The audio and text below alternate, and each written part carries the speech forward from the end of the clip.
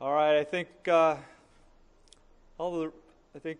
there's still people drifting back from finishing off lunch, so that'll probably continue for the next 5 or 10 minutes. But you're here, so we're jumping right into everything. And our next presenter works at the Intuitive Company in Philadelphia. So another person who's made a fairly long travel visit to be with us today. He had a nice opportunity to do a Skype discussion with him a couple of months ago, and that video is on our website, and it was just really interesting to hear about his research insights into social identity. So I hope you enjoy hearing a little bit about his work in person. So please welcome Victor Yocco.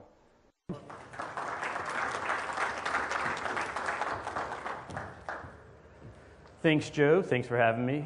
Glad to be here from Philly. So I also wanted to introduce one other person that's joining us today.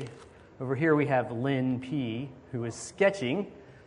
And I just wanted to let Lynn know that I appreciate him being here to sketch my session. And to say thank you, I sketched a picture of him sketching my session. You can take a look later. It looks horrid, but that's my best work. So thank you, Lynn, for doing that, and I'm looking forward to seeing the result.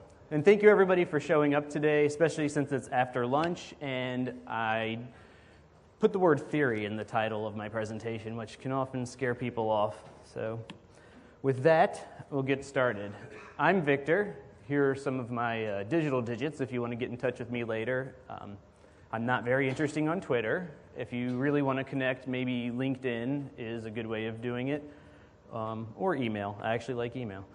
And as Joe mentioned, I work for Intuitive Company, and we're a soup-to-nuts design firm located in Philadelphia with clients all around the world.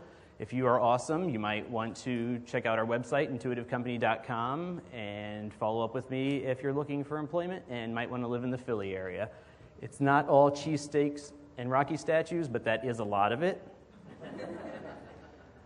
All right, so today I have a big task. I want to accomplish all of this in about 45 minutes. So I'm going to cover theory, and I'm going to sort of try to argue that we should care about theory. That's probably a presentation all in itself, but I'm going to keep going. I'm going to not have to work too hard to convince you that the web is social, I'm hopeful. Then we're going to get into actual social identity theory and two of the main components of the theory that I want to talk about today. Then I'm going to give you a couple slides on how I think you can make it work. And hopefully we will have time for Q&A, and you guys can tell me how you think you can make it work or not. So that's just a little agenda for today, and let's get right into it. So oftentimes, and I'm just going to start off by saying I'm going to piss off my academic colleagues here if there are any, but that's okay because if you've met academics, you know they live in a state of being pissed off anyway, right? Okay. I just want you to think of theory as a really good idea, okay? I think it can be super-duper unapproachable word. Maybe I'm exaggerating. But just think of it as a really good idea. And as I'll cover a little bit more in the next couple of slides, it's not just a good idea. There are some things that make a theory better than a good idea. But for the sake of getting into this, a theory is a good idea. So turn that no thanks into yes, please. All right, why is theory a good idea? Especially for designers. I know not all of us are designers, but let's think about it from a design team perspective then. We're all part of that, probably. Theory serves to inform your decisions, and I have in parentheses in the absence of data. I have my PhD. But basically, the one thing I walked away from my grad school studies with and my experience of having hundreds of conversations with my advisor was one little nugget that he gave me, which was, in the absence of data, people make shit up, okay? That is a truism. And if you want to know that that's a truism, watch the news when something breaking happens and watch how many times breaking news changes and how many things actually turn out to be completely false because people were making shit up in the moment. So don't just make shit up. Put a theory in there because a theory is a little more robust. It's something that's actually been well thought out. If you don't have the luxury of informing what you're doing with actual data, so I know we all want to say we do user testing and we do all sorts of interviews and research. That's my job. That's what I want to hear you say. We don't all the time. If you have something that at least provides you with a well-framed, grounded approach that you're taking, that's what a theory will give you. And also the third point there is one thing that I really like. It explains why your design may or may not be effective you can use some really good language when you're talking with clients and peers around why you think what you're doing works. If you're familiar with theory, and I'm using theory in a vague term because there are so many theories. I'm going to talk about a specific one today. Oh my gosh, that's what this slide actually says. So this is the world's most vague slide, but basically what it says is, if you're going to use a theory, use one that has been around for a while. It's been researched and it has stood the test of time, because that's really what academia does, is we spend years and years, decades, trying to tear apart each other's theories, and we do that by conducting research. And a good theory that's been around for a while, it's not going to be perfect in every scenario, but if it's withstood the test of time and there's a lot of research backing it up, I suggest that it's a good theory, and that's one that we're going to talk about today. All right, next topic. The web is social. I know that I'm preaching to the choir on this one, but here are some statistics. To cite my source, it's the first thing that came up when I Googled statistics on social media. Facebook has 1.25 billion users, according to, actually some of these numbers come from the Pew Internet Research Center. Twitter, 250 million active users. 52% of adults, the old people, use 2 or more social media outlets. And then, this is my data point, but there are a lot of blogs, and since I don't have one, I can say probably too many. If I did have one, I'd say, we could use more blogs. People look to social media. It's a real important part of not just American lifestyle, but worldwide. People look to it for news and information updates. The shit that people are making up, it goes over Twitter first, right? To network with other people. You guys are all going to want to follow up with me. I expect that to happen over social media. To make purchasing and other life decisions, and to review purchasing and other life decisions. And we know things like word of mouth have a major impact on people's decision making, and social media is another form of word of mouth. If you want to advertise a product for free in a really effective way, get it to be overexposed on Twitter, Instagram, Facebook, and that's a great way of doing it. So now, we're not the only ones that know that.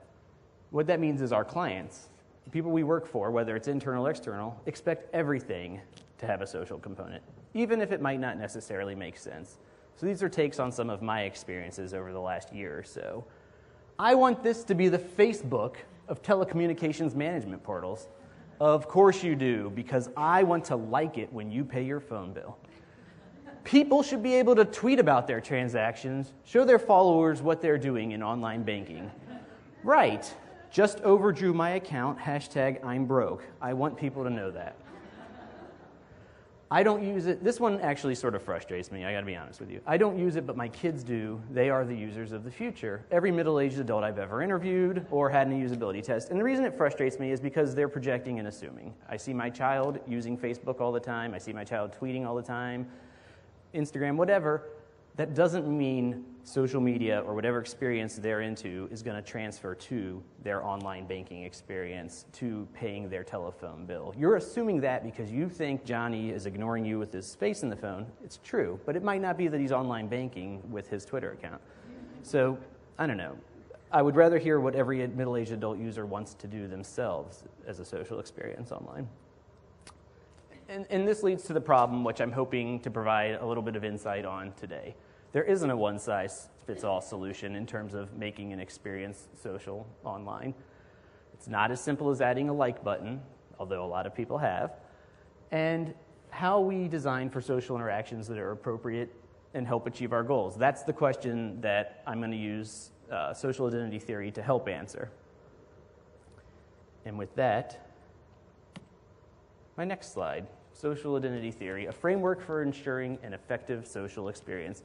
So basically, in 1979, a couple of researchers, the first one I can't pronounce, and I'll throw me off the rest of the presentation if I try to. I will provide you the paper when I give Joe my resources, or a link to the PDF, it's free. So 1979, a paper gets published, and it has a pretty big impact, and it posits that basically, you and me are not as original as we think we are. We're actually doing a lot of groupthink, we're making a lot of decisions based on what other people are doing. And so the picture up here, which I was hoping it would show up bigger, vote the ballot down the line every time. I felt like that was sort of a summary image of what social identity theory would be if it was effective all the time. I don't care to think for myself. I'm going to step into this voting booth, and I'm going to vote all Republican, or I'm going to vote all Democrat, I'm going to vote all incumbent, whatever. And it's because I identify with this specific group of people. It's a heuristic, a mental shortcut. So, now these two researchers posited that individuals form and reinforce their social identity through two main factors: self-categorization and social comparison. And so if we want to maximize how we design for social influence in digital settings, we would want to account for allowing people to self-categorize and to engage in social comparison. Let's talk a little bit about what those two things are using a blast from the past, but I'm sure you're all going to be familiar with it. Do we know these two? Are these people? Let's just get some of the after lunch movement going. Who's a PC in the room? All right, raise them high and proud. And so the rest of you are Macs, raise your hands anyway, just to get the activity. All right. Who is a Mac that would ever consider being a PC? And who is a PC that might ever want to switch over to Mac? Let's talk a little bit about why I think that Apple, in this Mac PC promotional campaign that they undertook a few years ago, was effective at using social identity theory, even if they weren't doing it consciously. First, we have the self-categorization component. And the definition of self-categorization is how an individual assigns themselves and others to categories based on beliefs, behaviors, attitudes, and other characteristics. All right, I want you to look at me and not the slides right now. Take this in. This might be the only time you get to. I have tattoos. I wear jeans and I don't tuck my shirt in. Am I a Mac or a PC? All right. You're right. You all just engaged in some self-categorization there. It was to me, but you also, the theory posits that you do that to yourself. So you wake up in the morning and you're a Mac. So you put on your skinny jeans and your cool shoes with fat laces, and you're like, you know what? This is what Macs do. And if there was a Mac party, I would step into the ballot box and I would vote all Mac. So that's what the first part is. You categorize yourself. And you don't just do it as a Mac. You do it as a vegetarian. You do it as an artist. You do it as 1,000 different areas of your life where you are categorized. Everything that has categories, you know what you might be in that category if you've had experience with it. So it's not just about computer use. And then, once you've categorized yourself, you engage in social comparison. This is the act of, now that you know who you are, you're looking at others and you're saying, well, you're either like me, so you're in my group, or you're not like me and you're out of my group. And you start to assign positive and negative characteristics to these traits that other group members have. So, again, using the Mac PC, I'm up here, you see me, you see my tattoos. Maybe you think Mac users have tattoos. I want to go get a tattoo if you're a Mac user. Or I look out and I see somebody who's wearing a suit and I think, well, they're wearing a suit and they're probably a Windows user and they're probably rather conventional and, you know, I'm probably not very much like that person, so I'm going to stick to my own, and maybe when they come up to me afterwards, I'm just going to snub them. That won't happen. That won't happen. I don't have enough friends to do that, but I'm just saying. That's the way social comparison works. You start to look around and you say, you're like me, I want to be more like you, what can I do to be more like you? Or you're not like me, what can I do to be less like you, and show the world, actually, that I'm less like you. So that's basically the two components boiled down to the essentials. And let's see now how Facebook does it. But before I do that, I want to ask you a question. I had Beyond the Like Button is the first part of the title of this session. Did anybody come in thinking I was going to bash Facebook? Did anybody even give a damn and think about that? No, probably not. But I'm not going to bash Facebook because Facebook is the Facebook of social media. They do it right. They do it right, okay? And I'm going to show you how, and I'm going to do it shamelessly promoting my own Facebook page. I expect some more friends after this. I think I might need to use the pointer, though. Okay. So, Facebook knows whether, again, whether conscious or not, they are tapping into this social identity stuff. You can't really see it, but over here is, everything under the sun that I want to tell you about myself. Do I like bands? Do I like candy? Whatever, I have categorized myself by doing this type of thing. Over here, I've included my job and my education. Again, categorizing myself. I'm an Ohio State grad. Go Buckeyes. I am a usability researcher and strategist because that's what my job tells me. Those words don't necessarily make sense. But that's what I am, and if you're looking at my page, you can categorize me too. So I've gone ahead first. First of all, I've joined a group, right? I'm now a member of Facebook, just in general. There are some characteristics that people who belong to Facebook have. I can't be your Facebook friend if you're not on there, so that's part of a group. Second, I've categorized myself by all these wonderful things that I've done, posting photos. Also, if you play Mall World, I hope you send me a gift. That's my daughter, okay? She plays Mall World. Just kidding, it's me. Okay, so anyway, this is how I self-categorize. And then you see my feed, and I see what you're doing, and maybe in your feed you see what I'm doing. And if you're doing something that I like, I can like it or comment on it, and that brings us closer together. We are now this group, socially connected group, and if you're doing something that I don't like, I can ignore it, and eventually I can unfriend you. So all this to say that the information you're putting on here allows you to categorize yourself, the things you like, the groups you join, and then it also allows other people, when they're doing the social comparison thing, to see you. It tells you, if I go to a random person's page, I'm fairly certain it tells me if I have friends in common with them. Well, that's great. If I have friends in common with you, guess what? I'm creepy. I'm going to friend you. And so, because I think you might be like me if I have a lot of friends in common with you.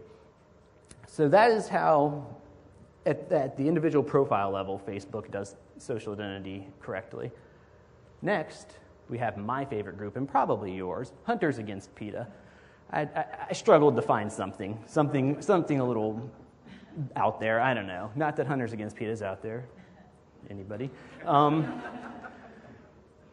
This is how social comparison works, though, and this is how really, although a little bit ridiculous, because part of their group purpose includes showing liberals and bunny huggers that they're wrong. So don't put that in your group description. Bunny huggers, it's not a thing.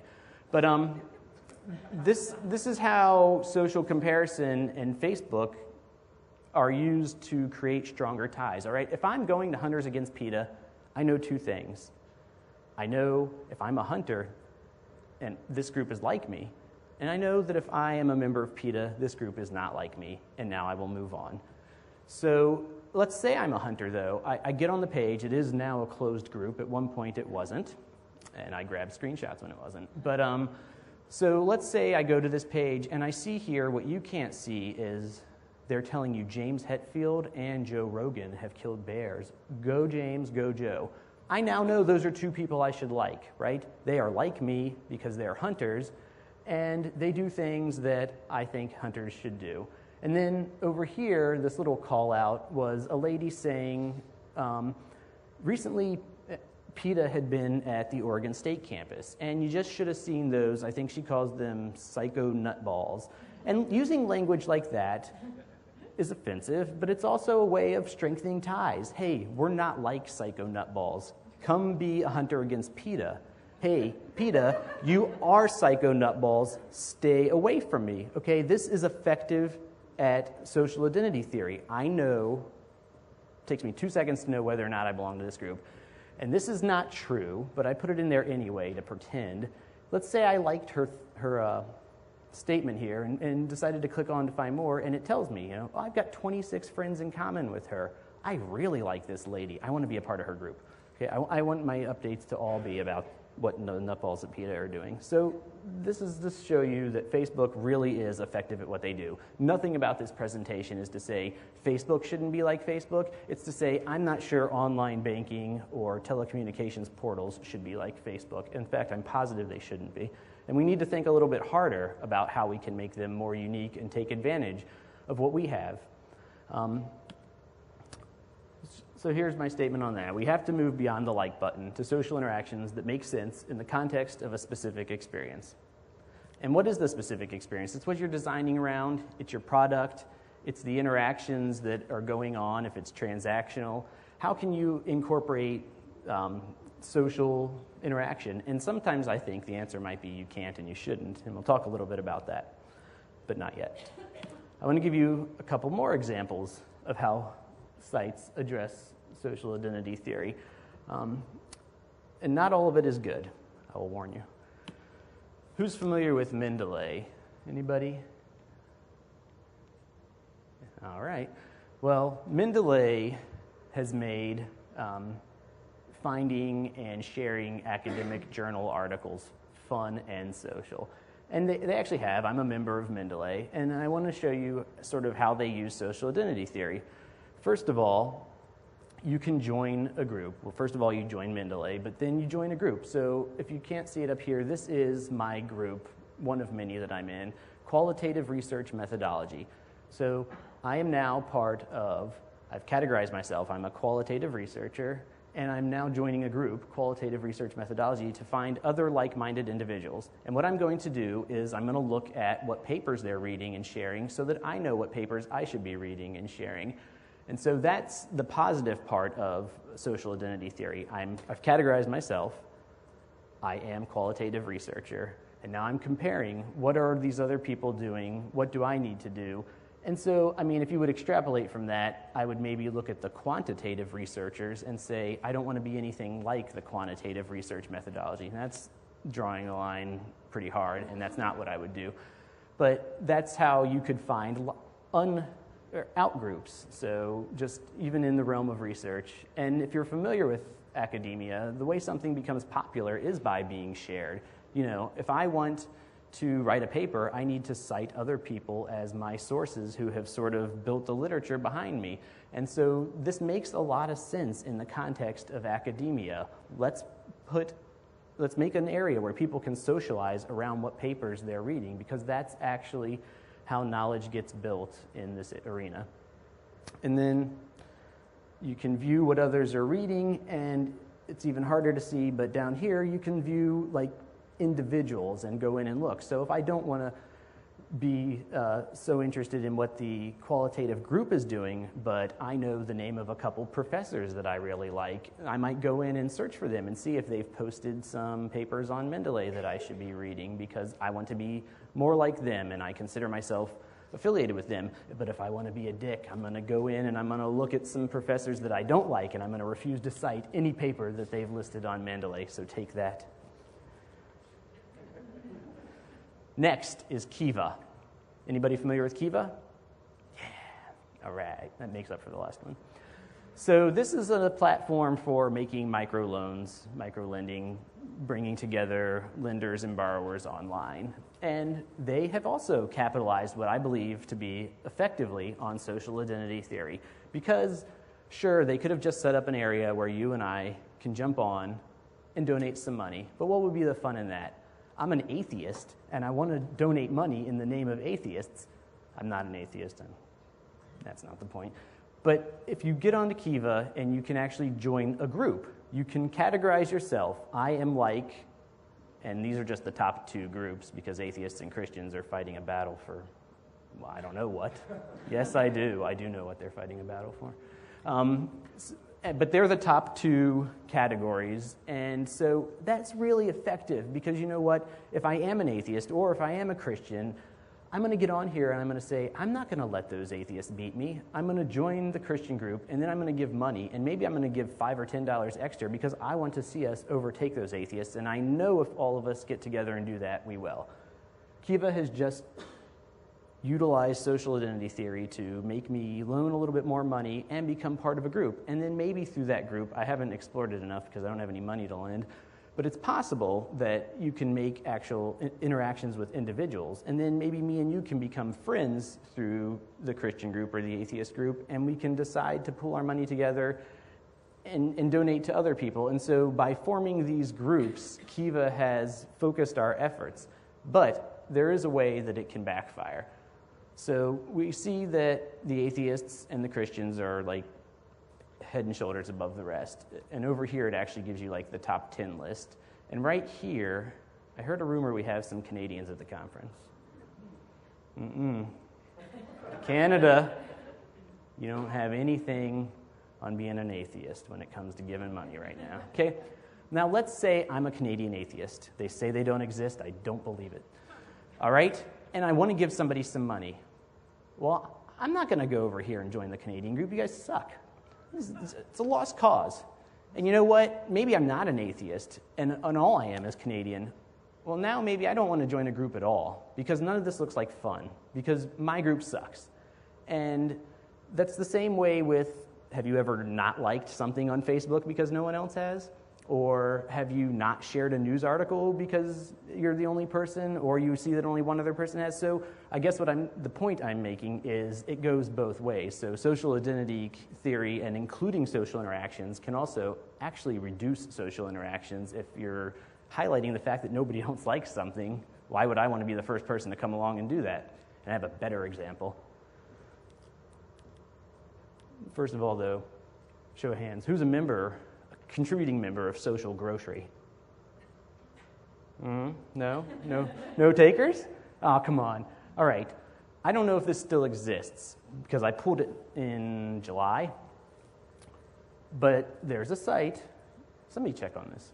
There's a site called Social Grocery, and if they read my article, it might be completely updated and really awesome now. I have my doubts. So anyway, Social Grocery decided that you need to interact around what type of groceries you like. They're going to be the Facebook of grocery shopping. Hell yeah! Nobody needs that. And the proof of that is in their website, which when I pulled it up, this little call out is their actual website. This is their Facebook page, but this is, I'm assuming, socialgrocery.com. Okay, in between this lady posting that Mrs. Dash's rocks, I want you to know that. I want the world to know Mrs. Dash's salt rocks. And this person probably posting that her oranges had a bruise was like a span of 6 days. And that's their homepage. That's what you see immediately when you land, okay? That's not promoting social interaction because 6 long days have gone. And guess what the next post is from this one? Not a reply, not anything saying, I agree with you, bruises on oranges suck. It's a completely different post. And so, again, that's just an example of how social interactions can serve to reduce participation if they're not actually occurring. And so it's called Social Grocery, and if you scroll all the way down to the bottom of their homepage, they tell you that you should probably be following them on Facebook and Twitter. Well, obviously, I got to do that. So I go onto their Facebook page, and what do I see? Remember, this is this summer, so 2014. Their last post on Facebook was something in 2012 asking people what kind of vegetables they like. Okay, you are not doing your job, Social Grocery. You are not making things very social if you're not posting anything since 2012. And the last thing you did was some lame thing about the kinds of vegetables. I like try a little harder. I don't understand that. So my point being, don't call yourself social anything if you can't maintain the social aspect of it, okay? People are going to be super disappointed, and their Twitter was no better, okay? The fact that Twitter didn't have a year on their last tweet bothered me because I assumed it was the previous year, but I had no way of knowing. All right, we're speeding into the take-home here. How do you make social identity theory work for you? I have a secret, and it's not on any of my slides. I can't answer that question.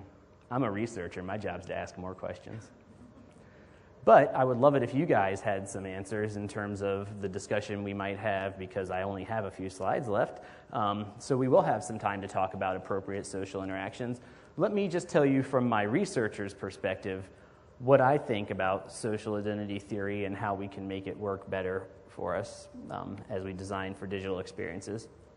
So first of all, I think we need to ask a whole bunch of questions, or you can hire me to do it. But how are users engaging in your product? Is this something that, this is what the social interactions are going to be around. What's going on your site? What are people supposed to be doing without the social piece? What are the common experiences? Because then this is what people are going to talk about. If it's a news website, then it's pretty obvious. People are going to start talking about the news. And how do you make that relevant to them? And how do you facilitate that? That's a little bit easier with a news website than it is Social Grocery. How do you make people want to talk to each other about their grocery shopping? What are your competitors doing? And look at that from two angles. What are they doing that's successful, and what are they not? If you were going to open up something called interactive grocery, and you saw that social grocery wasn't doing so swell, you might rethink your business model before doing that. And then, do social interactions make sense? I really want people to think about that. Does it make sense to share everything you do? Is that making the experience better? Ask your clients that. If your client says, I want to have this post live to everybody's feed when they engage in a transaction, why? Is it because you are just assuming, I see how successful Facebook is at getting people to like things, but does that translate into the bottom line? Be even better, does that translate into a better experience? I tend to be disappointed when I go onto sites and I see that there's very little interaction going on around the social components. Pot Kettle Black, my Facebook page sucks, my Twitter feed is terrible, and I don't do much on LinkedIn. So, on a personal level, I wouldn't be a very good model of social interactions online, but I know how to talk about a theory. And then this one's important as well, and I think Social Grocery does a good job of highlighting it. Are you committed to supporting social interactions while they grow? Let's just say I know the starter of Social Grocery. I don't. But let's just say that their original premise was, we're going to get this bad boy running, and it's going to run itself. I got 2 weeks. I'm going to get it started. I'm going to make a few what vegetables do you like tweets, and then it's just going to be off and running. It's going to take care of itself. No, that didn't happen. Do you have 6 months to keep seeding social interactions around your product? Do you have a year? Do you have 3 years? If you really want this to grow, you're going to have to lead by example. And so I think that when you talk to your clients or when you're in-house talking to your design teams, you need to really think about and ask people to commit to, are you going to make sure this experience grows? Because unless you're just dropping in something that's already there, if you have a social network to just drop in, it might be different. But if you're not and you're creating it, you need to curate it and you need to commit to an indefinite period of time that that'll happen, because it's not going to happen by itself. All right. More questions to ask. I told you I got 2 slides of questions. Can groups of people discuss your product, share transactions, and make recommendations? Well, this is what Amazon does, right? When you're finished making a transaction, you can tweet about it, you can email somebody a link that says, look what I just brought. And so are there opportunities like that for you to take advantage of at the end of some type of transaction that would be appropriate for somebody to be like, look what I just did? An example would be buying a concert ticket on something like TicketWeb or Ticketmaster, and then you can tell your friends, look, I'm going to this concert. Haha, I just bought the last ticket. Or, hey, there's more tickets. Why don't you come join me? That makes sense in that context, okay? But it doesn't make sense in terms of buying a toothbrush, unless it's a really good toothbrush or you know somebody with really bad breath. Then you can be like, I just bought a toothbrush. You should too. Here's the link. Okay? Here's one that I like too, taking a page out of Kiva's book. Can you create some competition? It doesn't all have to be atheists versus Christians. That's a fun one, but it doesn't all have to be like that, okay? You can say Seahawks fans, and I think there's another team. Seahawks fans, whatever. Create some friendly competition. I mean, let's think about it from sort of an altruistic view. If Kiva is truly an altruistic company, platform, they're actually potentially making more loans than they would be by creating some friendly competition between people. That's cool. I would love to be a part of something like that. So is there a way of creating competition that doesn't turn into make this world a worse place, but actually improve the experience for people? Hunters against PETA, not the same story. How will you convey social interaction opportunities to your users? And so that's fun, because I think that's something you directly, if you are a designer, can design around. When do you present somebody with the opportunity to engage in a social interaction? At what point is it most appropriate? That's for you to figure out. And then this one is key. Learn from your experience. If you are Social Grocery and you didn't raise your hand, I appreciate that, because I probably made you mad, but maybe next time, maybe the lesson there is, I should have stuck around for 3 months tweeting and asking my friends to retweet it. Maybe it was something as simple as just not getting enough users, or maybe it really was. Oranges and bananas, not so cool to have social interactions around, but something else would work. Figure that out. And, they always say failure is one of the best ways to succeed. I don't think anyone's ever said that, but there's something like that. Don't quote that. It's not going to work for you. As the greatest inventor once said, failure is the best way to succeed. That never happened. All right. So, I think I spoke really quickly, and we have about 9 minutes, I think. Does anybody have questions or even better discussion topics that around maybe social interactions or experiences that you've seen or designed for, or ideas that you have where it's either been really appropriate or inappropriate around creating a social experience online or digitally? I'm going to go you first because I saw your hand. So working in an agency environment, the social experiences that we create for many of our clients, if not all, are very locked down. And they also have to go through legal, and they have to be heavily moderated. So a lot of what we do is to kind of like create lockdown images, messages, if you want to share on your social, but then also trying to moderate conversations that are coming in from social. You know what I mean? So have you found that to be successful in increasing social interactions when you have to moderate it? sometimes because then it means creating a whole editorial calendar that is very precise in pushing out messages and aligning it with the website or other channels. So people know when to look for updates and things like that? That's good. So so to your point, I sometimes wonder like what is the point and who really is going to be interacting with I don't want to say the name of the company, a brand that makes mops.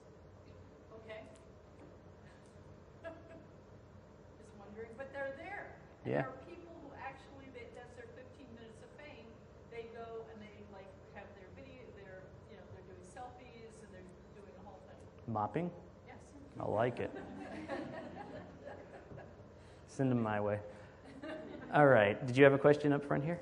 Yeah, I guess a lot of people talk about how online social identity is essentially up to us to create, and we can kind of show people whatever we want to show. So what are your thoughts on that in relation to your talk? Well, I mean, I agree with you, and it's definitely been something for discussion, is everybody sort of portraying the happier side of themselves or competing with others. And I mean, I would actually say that I don't see much difference between how people do that in real life either. I don't necessarily go around telling my larger group of friends what my most personal issues are, but when I want to talk, I say, how's your day? I had great pizza the other day. So I think it's in line with people's typical expectations at a surface level. And once you talk about more intimate connections, I think that we do lose a lot of that when it's something like a Facebook or a Twitter. And I don't know that that is this kind of social experience that we should be designing. Is something like that is much more individual and like instant message or something you wouldn't necessarily want to post for others to see. Does that make sense? Did I even answer your question? Yeah. You don't have to say yeah. Yes. Okay. You sure? Yes. All right. Next. Go ahead. So I wanted to ask, I heard a really, thanks for doing this lecture, but it really reminded me another lecture I heard yesterday about the generation and how basically the kind of younger kids back in the old do everything online basically with social aspect. How basically how do you think we can kind of connect them to, because as you said, not every service can be social. Sometimes just doesn't make sense. But how do you users who basically sounds like all they want to do is be online with the social. Right. So she's sort of asking if I think I'm supposed to repeat the question. Sorry, I didn't do that before. If the next generation, Generation Z, is expecting everything to have a social component, how do we design to engage them even if it's an experience that really doesn't need one. And I would have to say that this is where I would push back, and I didn't go to that session, but I would say if it doesn't make sense to have social interaction, don't do it. And if social interactions and engaging online, I'm never going to tweet my bank account balance, and if that's going to prevent somebody from engaging in online banking, I think that there's maybe a larger issue there. So I would advocate to not include a social experience as part of something just because you think you're appeasing a group that has to have a social experience and everything. And that's sort of my argument in the beginning, which is, clients expect that without thinking about it. Okay, if we know that Generation Z is all about social experiences, they're not going to use our product. Well, again, I know I'm harping on social grocery. People aren't using that product, and they tried to make it social. So I would. It's a bigger conversation, and I don't have the background of the exact talk, but I would push back and say it needs to make sense in my mind from my point of view.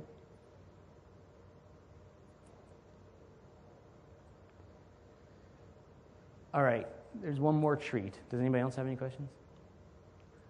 If you see me after, I'll give you a business card, and on the business card is a picture of me without a beard. That's what I got for you.